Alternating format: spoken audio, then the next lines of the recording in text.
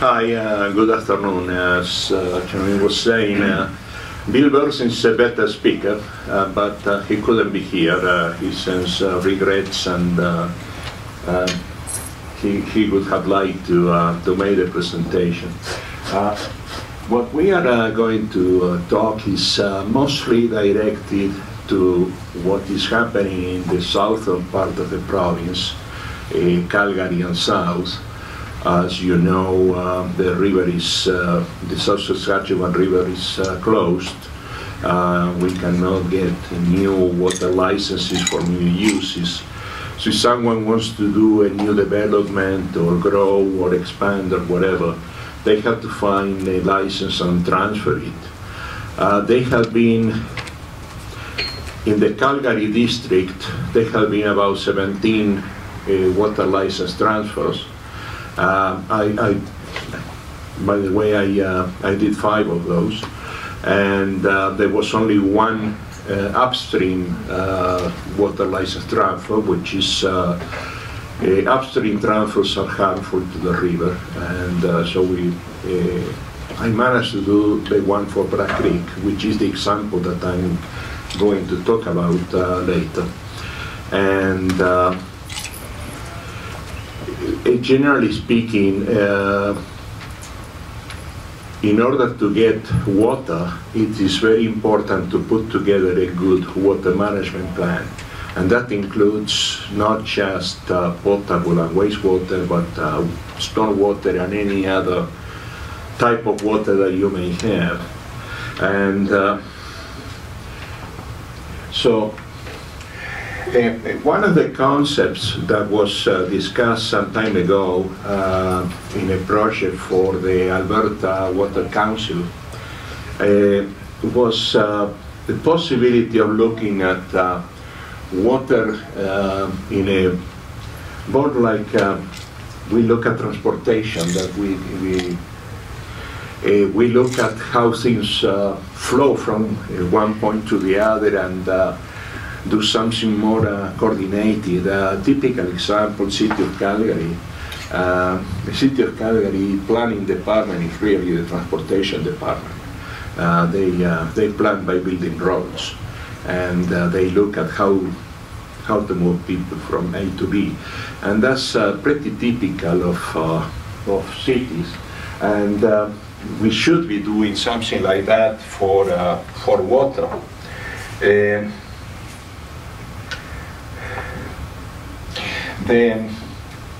One of the issues that we have is as the city grows, the pipes get longer, bigger, and more expensive. And an alternative concept to these centralized facilities is to look at decentralized systems where, for example, you can collect wastewater, treat it, and reuse it locally in uses that are allowed. Unfortunately, in Alberta, there is not much of that. Irrigation of golf courses is one of the very few. We cannot reuse water even to flush toilets. But that could be one model, and it's used in many other jurisdictions. One thing I think is used in a number of places, but I know that in Japan, in Tokyo, it is very common for apartment buildings to have a wastewater treatment plant in the basement, and to recycle that reclaimed water to flush toilets, cooling, and irrigation of the landscape. Some of the challenges it has to do with how much money we are spending and how much money we are recovering from rates. And there are a number of items, cost items, that municipalities typically do not include in the rates. And today, I would say that the average municipality in Alberta, and is rather typical in a number of places, is recovering only about 60% of the real cost of managing water. So the rates need to be adjusted, that there has to be a full accounting of the treatment costs. One of the key directions that came from that work for the Alberta Water Council, it involved a number of experts that came from the States and from Europe and other places, including, there was someone from Singapore. And a lot of talk came about in the terms of doing blue belts. You have heard about the green belts. Blue belt is, well, let's include the streams and the wetlands and let's protect them. The traditional approach has been, okay, well, we just bulldoze it and pave it over. And that solves the problem of having a slough or a pond somewhere. The idea is that these bodies of water have value, and we could protect them and not develop over them. And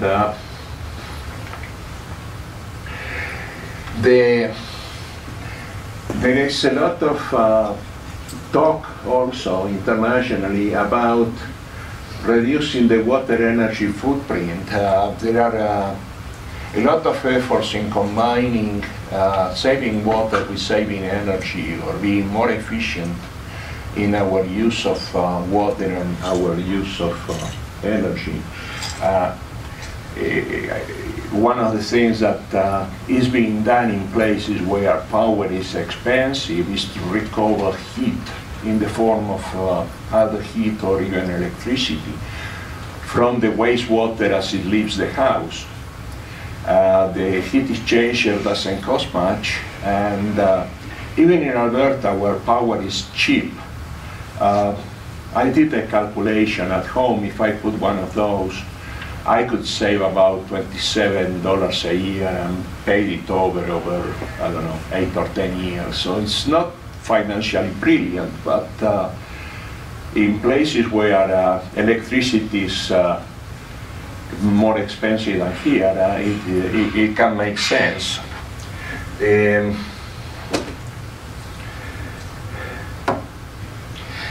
One of the key considerations of the panel was to make water available. There is a lot of chat about whether these water license transfers are a good idea because they make water like a commodity.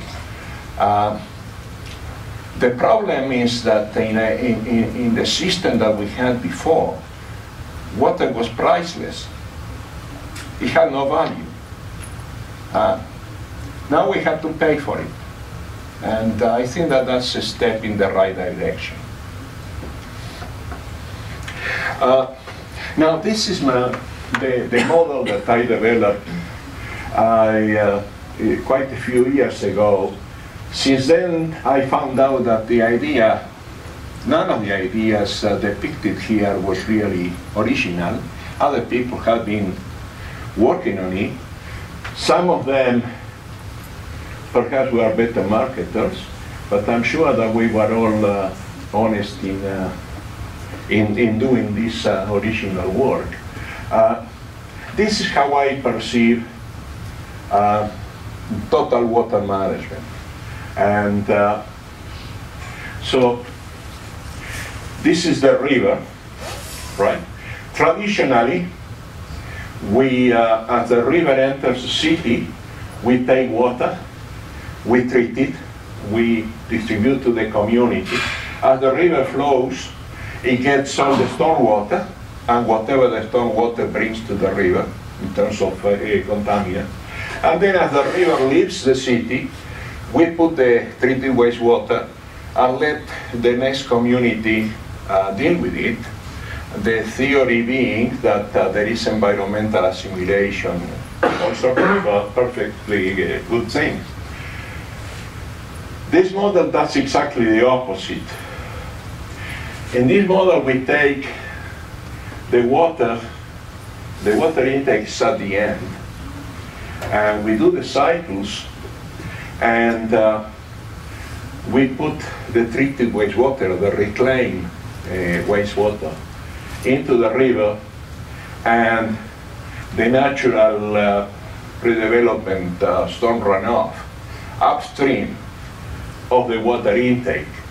And if we want good water and we don't want to spend a fortune making good water from this, we better be serious about what we're putting in the river, right? We did that. I'll give you an example of where this concept was applied. And people who normally would have opposed the project actually supported it because we proved that we were serious about doing things right.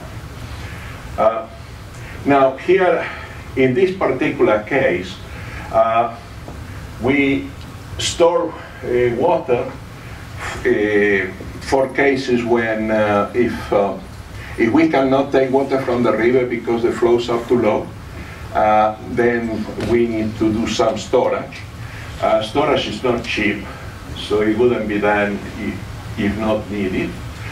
Some of this water could be used for dry weather fire protection, as I'll explain later. Then this river water goes to the treatment plant and to the home, mostly inside the home, and then that goes to the sewage, goes to the wastewater plant, which is a reclamation plant. A conventional treatment has some limitations. More modern so-called advanced treatment systems are being used more and more, and they can produce wastewater with treated wastewater with much better quality and much safer, or more they are more reliable in terms of not having pathogens in them. In this particular system, we were looking at having an additional cushion between the treatment plant and the river. So irrigation is a good way, particularly we know that most of this water is going to end up in the river. Subsurface, because it's cold here, we cannot irrigate the surface because it's frozen, so we go, say, a couple of feet under the soil, and we distribute the water there. And at that level, the soil can remain warm because the wastewater is warm, and it doesn't freeze, so we can irrigate the whole winter. And the regulations let us do it. However, since this was put together a few years back, Alberta Environment has come out with new regulations that would pretty much force us to put a diffuser in the river, and that has to do with not being able to model and not being able to predict where, if we do this, where is the wastewater going to appear in the river. There is no mathematical model, so it doesn't fit current policy, and that's how things work. Now, in terms of water, one of the things that we have been doing a lot is conservation, water conservation. And don't get me wrong, I'm a big fan of water conservation. We have to do it. But water conservation looks at the demand side of the equation, and it can become a trap. Because if I have 1,000 people in a municipality and using 100% of the available water for that community, using water conservation, I can get these 1,000 people to use only 50. Well, now I can put another 1,000 people, and because I have a handle. And one day there is going to be a drought, and we want to be able to even make soup, let alone have anything to drink or shower. And so that approach to water management is good. I think that we have to do it, but we have to supplement that with other measures on the supply side, and that's one of the things that we do here. Alberta Environment has come up with new policies that allow us to harvest excess post-development runoff. That is when we develop a piece of land, we pave, we build roofs, we do walk paths and so on, and the amount of storm runoff that you generate from a typical Calgary neighborhood can be more than 5 times the natural runoff. That water is usually, well, in later years, we had to build stormwater ponds that can hold up to the 1 in 100 year storm and release it slowly. And there is a device that is installed in the discharge back to the river that limits the flow to the maximum flow that the river could see. That's the one time. And the pond has to go back to the normal level in, say, 24 hours, because we could have back-to-back storms, as happened, not 2005 is a typical example.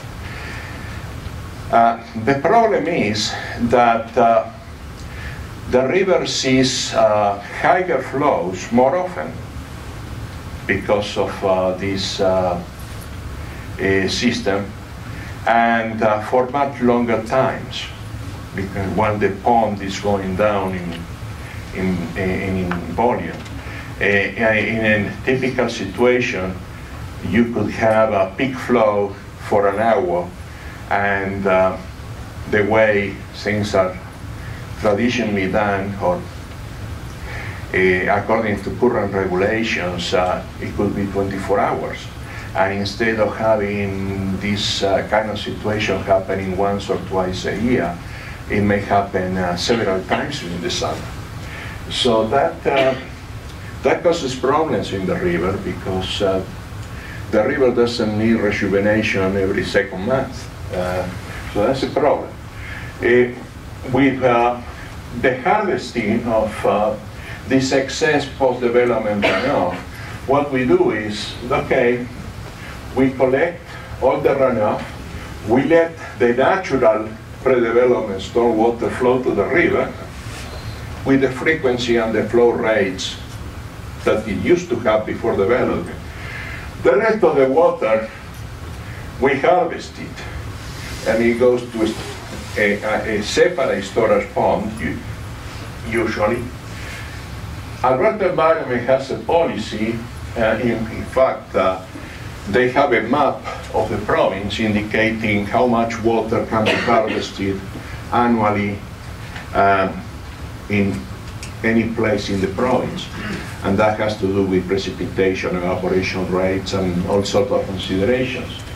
It's simplified, of course, but now this harvested stored water can only be used for things that are consistent with the natural fate of the water.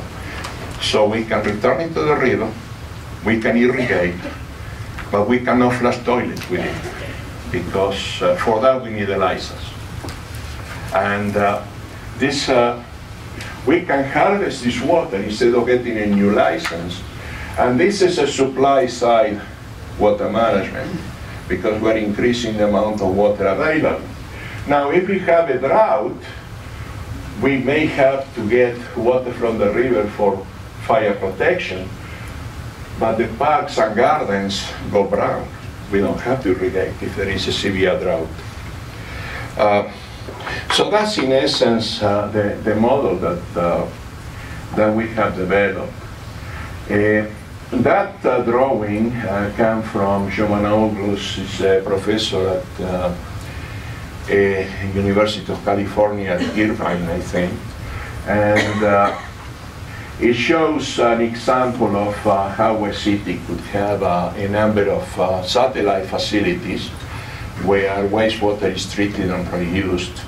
And then anything that is not used locally would go to a centralized plant, but the volumes would be much smaller. Now,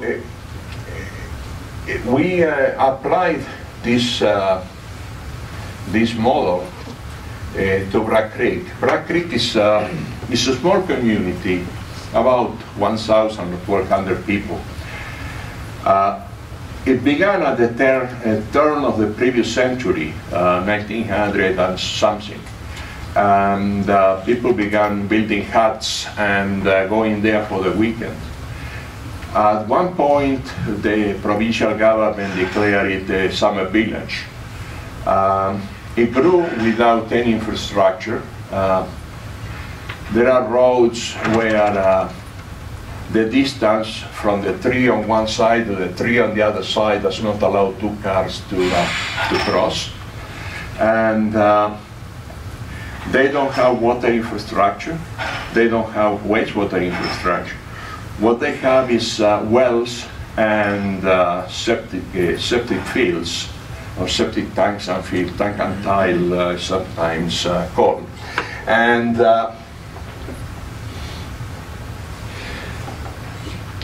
this is a depiction of the Bragg Creek system as it exists today, where people take water from the well, goes to the house, the wastewater goes to the septic tank, to the tile, and then it goes back into the alluvial aquifer. And some of it goes here, some of it goes to the neighbors, and it's all a big happy family, right? And that's the situation that we had to fix. Some people in Bragg Creek did not want the fix. They were afraid that by building infrastructure, we were going to promote more people moving to Bragg Creek. And you know, I already live in paradise, so close the door and don't let anybody come. One of the challenges was Bragg Creek did not have a water license, so they could not have a community water supply. And there was local opposition and a number of situations. The objectives were quite simply to provide the people of Bragg Creek with a safe and reliable water system, treating the wastewater so that there was no raw sewage discharge into the Elbow River, which is upstream of the city of Calgary, among others. And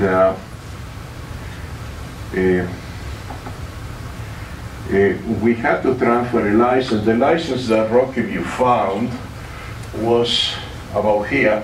The Elbow River flowed from here to there. And the license was there. We had to transfer it upstream over the head of the Tsuut'ina Nation, upstream of the city of Calgary. There are a number of water utilities in the middle. One of them actually appealed the new license and was dismissed. They didn't have a case.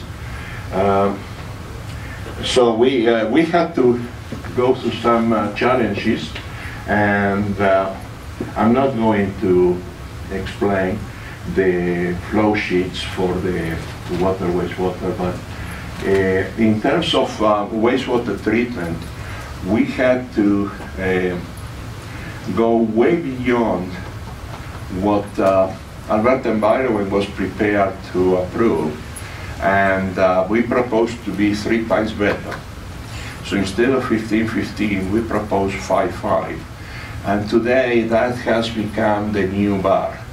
So if you want to put a wastewater discharge upstream Calgary or Edmonton, you have to do 5-5 the way we did it here. We had a big surprise while building the water intake. That's a trench across about two-thirds of the Elbow River. And that's supposed to be the alluvial aquifer, which is alluvial aquifer is gravel and sand. Well, we found clay. We didn't expect that. That created enormous problems on the other side. Here it was very easy to keep dry because the clay was not permeable. So even though the river was right there, you can see the river, the 1/3 of the river flowing faster than normally over there. When we went to do the same job on the other side, we had water going in through the part that we had already done, and on the other side it was clay, so the thing looked like chocolate, and we had to complete the river intake using scuba divers. But that's the alluvial aquifer is there, but occasionally we have situations like that. This summary of the approach, you see where the wastewater plant was. The wastewater plant is here. The wastewater effluent, the treated wastewater effluent is discharged here. The river intake to make potable water is here. The water treatment plant is here. The river, of course, flows from here to there. That's the Sutina Nation Reserve. And in this area, there are at least 40 sets of well and septic system. So the people share their wastewater and take it into their wells. It's a very rather disgusting situation. And some of the conclusions, a lot of my colleagues, well, all of my colleagues, when we began, their opinion was that this could not be done, that we would never get the approvals that were required. And we did. And it's an Alberta first. Is the first approval requiring 5 milligrams per liter of TSS and BOD in the discharge to the river. We had to put a special diffuser for the treated effluent so that the mixing with the river would be almost instantaneous because the intake was less than 500 meters downstream. After intensive treatment, whatever is there, and whether once it's mixed with the river water, whether you have the intake 5 meters downstream or 5 kilometers downstream makes no difference. You are not going to get much less. So that's the people who did all this and put it together. Thank you for your time.